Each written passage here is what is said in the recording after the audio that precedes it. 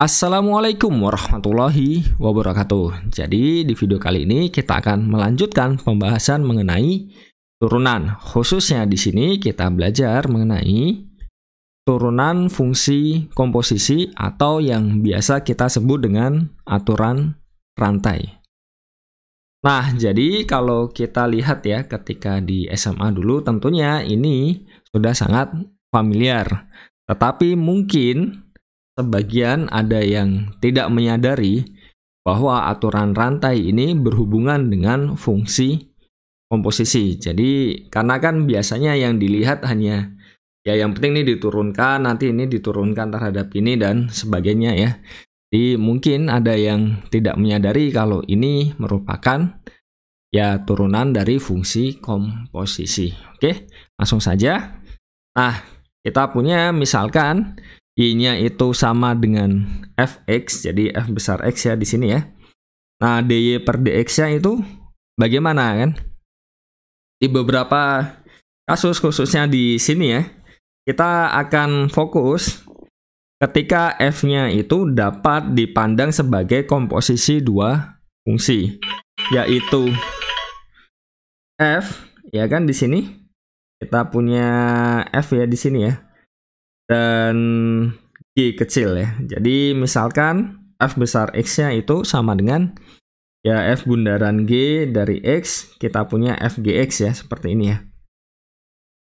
Jadi misalkan Y-nya itu sama dengan Fu, U-nya itu sama dengan Gx, berarti ya di sini kita punya Y-nya itu ya dy per du kan. Kalau kita turunkan terhadap U.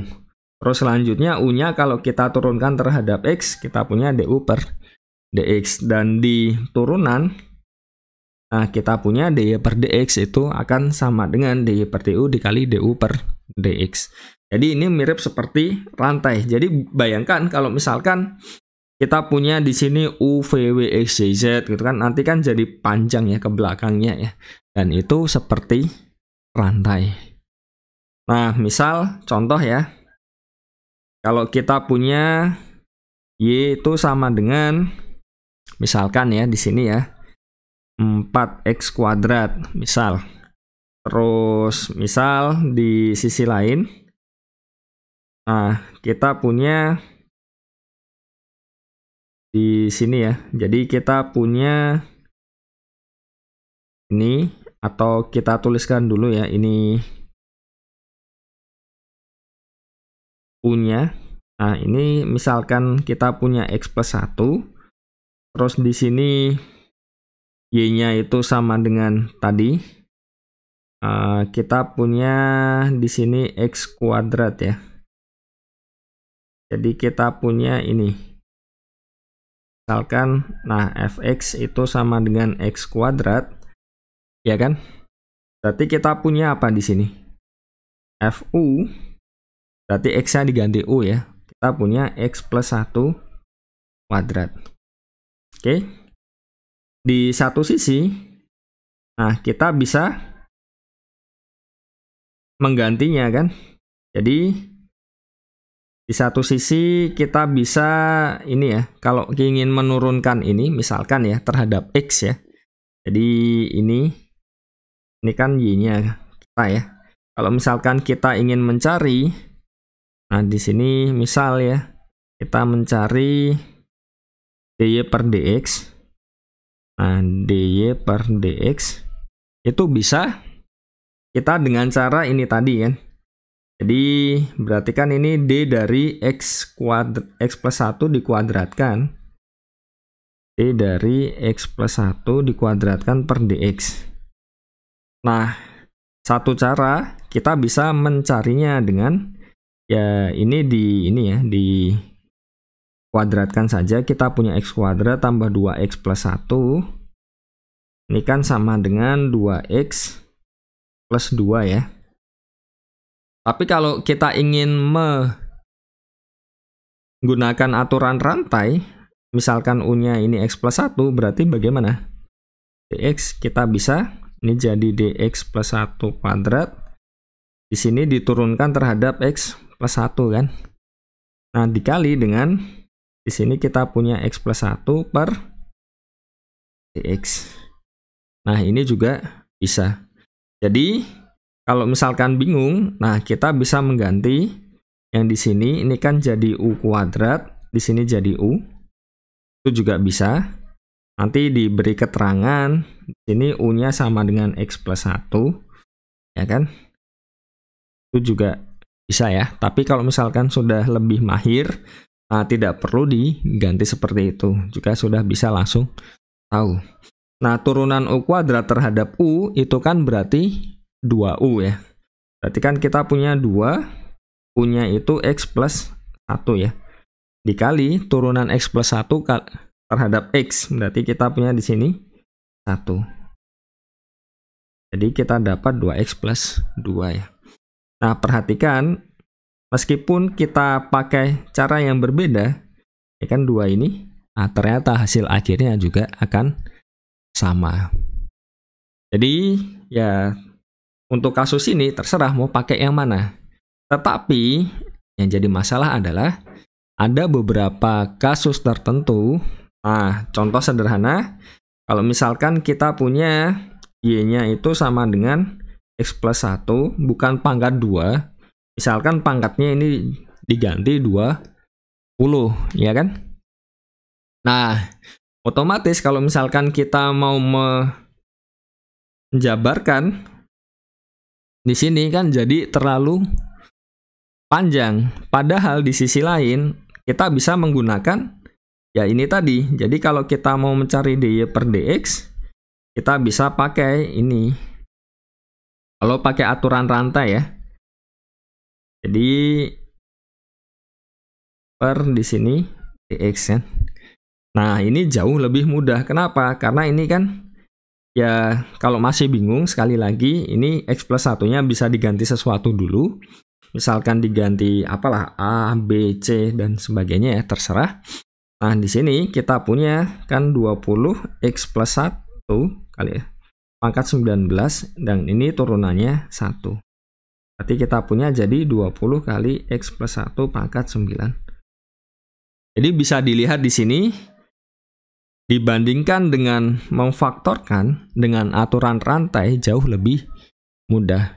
Jadi ya pada dasarnya ketika kita belajar tentang turunannya, khususnya aturan rantai, itu lihat case-nya kan. Karena beberapa case mungkin lebih mudah langsung. Seperti ini tadi kan ya bisa jadi ya. Mungkin ada yang melihat ya kenapa nggak dikuadratkan saja dulu kan. Jadi ya itu opsional ya, jadi mau pakai yang mana. Tapi beberapa kasus ada yang memang terlalu rumit kalau misalkan kita coba jabarkan dulu baru diturunkan. Maka dari itu aturan rantai itu menjadi opsi. Dan yang perlu diperhatikan lagi adalah ini itu ya tergantung. Kalau misalkan di sini komposisi dua fungsi ya kita punya seperti ini. Tapi apa yang terjadi kalau misalkan kita punya dia komposisi sebanyak, misalkan ya, ada n fungsi. Ya nanti jadi rantainya lebih panjang kan. Jadi kita bisa punya ya, misalkan ya, ada cukup panjang ya, berarti dy per dx-nya jadi apa? Misalkan di sini ada U1 ya kan. Nanti du1 ini turunkan terhadap U2. Terus di sini yang U2 turunkan terhadap U3 dan seterusnya. Misalkan sini ada yang ke N, ini dx. Jadi ini ada sebanyak ini ya, melibatkan N plus 1 fungsi ya di situ ya. Dan secara umum ya kita bisa membuat rantai yang panjang juga tergantung dari case-nya. Contohnya kalau misalkan kita punya, andaikan ya, jadi kalau misalkan kita punya misal contoh, jadi misalkan kita punya X plus 1 pangkat 20 dibagi, ini misal ada plus 1-nya misal ya, terus di sini X plus 1 kuadrat plus 2. Nah ini kan jadi jauh lebih rumit kalau misalkan harus menurunkan secara langsung. Jadi ini bisa pakai aturan rantai. Nah, untuk rantainya ya nanti ini kan tadi ada 2 ya. Nah, di sini nanti bisa jadi ada 3 kan. Misalkan sebagai contoh ya di itu kan. Itu salah satu gunanya. Tapi untuk yang kasus ini sebenarnya ya pakai 2 pun juga masih bisa ya. Ya pada akhirnya disesuaikan dengan kebutuhannya. Nah, contoh yang lain, kalau misalkan seperti ini ya, kita punya Y sama dengan 4 dikali 2X plus 1 pangkat 5 kan. Jadi, kita bisa misalkan ini. Nah, ini sebagai U ya. Jadi, U-nya, ya kan. Dan kita bisa memandangnya sebagai, di sini kan, nanti kalau DY per DU, karena di sini 4U pangkat 5 kan berarti 5 kali 4 20U pangkat 4. Terus DU per DX-nya 2. Jadi kita punya DY per DX ya tinggal dikalikan saja keduanya. Sama dengan 40 dikali 2X plus 1 dipangkatkan 4. Jadi itu sederhananya ya. Contoh dari fungsi komposisi. Bagaimana cara mencari turunan dari fungsi komposisi menggunakan aturan rantai. Nah, kalau misalkan yang seperti ini, bagaimana kan? Kalau ini masih, sebenarnya kita masih memandangnya ini ya. Kalau U-nya itu di sini misalkan X plus 1, berarti ya masih 2 kali lah. Kalau misalkan contoh yang sampai rantainya lebih dari itu bagaimana kan? Ya, misalkan kita punya sin dari cos. Nah, terus ada ini turunannya lagi di sini ada, jadi misalkan ya yang pakai trigonometri kan sin dari cos dari tan misalkan ya. Wah, ini kan repot. Jadi pertama kita bisa misalkan ini, terus misalkan yang ini, berarti kan kita punya ini yang sekali, ini yang kedua kan. Jadi ya rantainya nanti supaya lebih dari, ini salah satu contoh rantai yang lebih dari. Jadi coba kita selesaikan ya dua-duanya ya. Jadi yang ini berarti kalau misalkan seperti ini kita punya kan DY per DX itu sama dengan DY per DU dikali ini DU per DX ya. Berarti kan kita punya aturan ini ya. Kalau kita punya di sini kita punya U per V, berarti jadi apa? U aksen V dikurang UV aksen per V kuadrat kan. Berarti kalau ini diturunkan, diambil U-nya ini ya. Jadi kuncinya di sini. Nah, kita punya apa di situ? Kita punya U aksen. Berarti kan turunan ini kan berarti 20 dikali X plus 1 kali V. Jadi ini dikalikan dengan ini ya. Ini mungkin nanti di page yang lain. Kita coba selesaikan. Ini dikali X plus 1 kuadrat plus 2 dikurang UV aksen, berarti kita punya itu X plus 1 pangkat 20. Aksennya kan berarti 2 dikali X ya, di situ. Jadi semoga ini masih terlihat. Nah, pembaginya V kuadrat kan. Terus kita punya di situ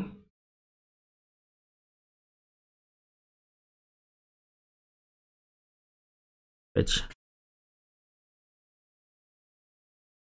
Nah, saya coba kerjakan ulang saja. Misalkan Y-nya sama dengan ini contoh yang agak complicated ya. Jadi saya punya X plus 1 pangkat 20 plus 1. Saya ingin menunjukkan bahwa aturan rantai pun juga bisa dipakai untuk fungsi yang sudah mulai agak repot. Nah, kalau saya ambil U-nya, itu misalkan X plus 1. Nah, saya punya kan Y-nya ini sama dengan pangkat 20 plus 1 dibagi U kuadrat plus 1. Berarti dy per dx itu kan kita punya dy per du kali du per dx. Berarti kan ini turunkan terhadap u. Berarti kan kita punya u aksen v dikurang uv aksen ya. Nanti sepertinya lebih enak mengganti di belakang.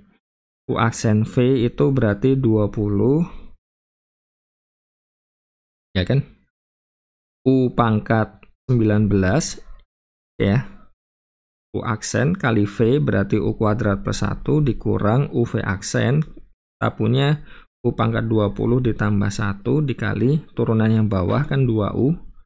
Dibagi, ya penyebutnya kuadrat. Berarti kan U kuadrat plus 1 dikuadratkan. Nah ini du per dx turunan dari x plus 1 ya 1 ya. Berarti kita punya apa? Nah, di sini kalau misalkan kita masukkan semuanya, kita punya 20 U pangkat 21 ditambah 20 U pangkat 19 dikurang U pangkat 20 ditambah.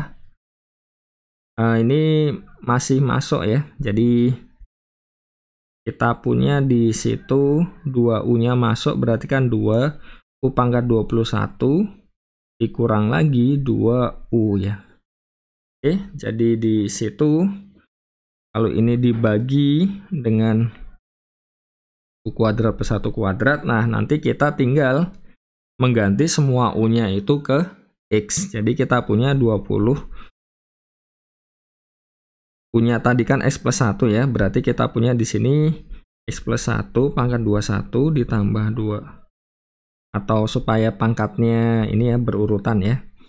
Ini X plus 1 pangkat 21 tambah 20 X plus 1 pangkat 19 dikurang ini 2 kali X plus 1 ya. Pembaginya adalah saya punya di sini X plus 1 dikuadratkan plus 1 nih kuadrat. Nah bagaimana yang kedua? Yang Y sama dengan sin, ada tan, ada ini ya, ada cos ya tadi ya, ada cos. Di sini ada tan ya, X. Nah ya berarti ini, misalkan di sini U-nya, terus di sini V-nya ya. Berarti kan kita bisa melihat Y itu sama dengan sin U, dan U-nya sama dengan cos V ya. Berarti apa? dy per dx, ya dy per du, turunan U terhadap V, terus turunan V terhadap X. Nah, turunan sin berarti kan jadi cos. Kali di sini turunan ini ya, cos itu min sin ya. Kan min sin. Terus turunan ini sin, oke.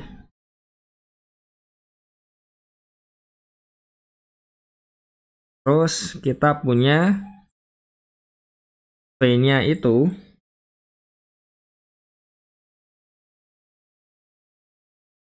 maaf di sini agak sedikit aneh ya. Jadi U-nya itu kita punya U-nya itu kan berarti cos V. Nah, V-nya ini sama dengan tan ya. Ya kan, V-nya itu tan X. Oke, jadi kita coba ulang. Nah, di situ kita punya dy per du, turunan sin, itu cos. Terus turunan, ya, cos itu min sin. Terus turunan tan, itu apa? Sekan kuadrat ya. Berarti kita punya di sini U-nya ya dikembalikan lagi kan. Jadi U-nya itu cos V berarti cos tan X. Kita punya di sini cos dikali cos tan X. Nanti di sini ada minusnya ya.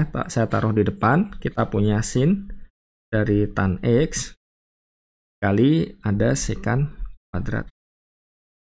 Oke, jadi itu saja yang bisa kita ini ya bahas untuk video kali ini tentang aturan rantai. Jadi ya pada dasarnya aturan rantai ini untuk memudahkan di beberapa kasus tertentu ya, karena tidak semua kasus itu bisa kita jabarkan.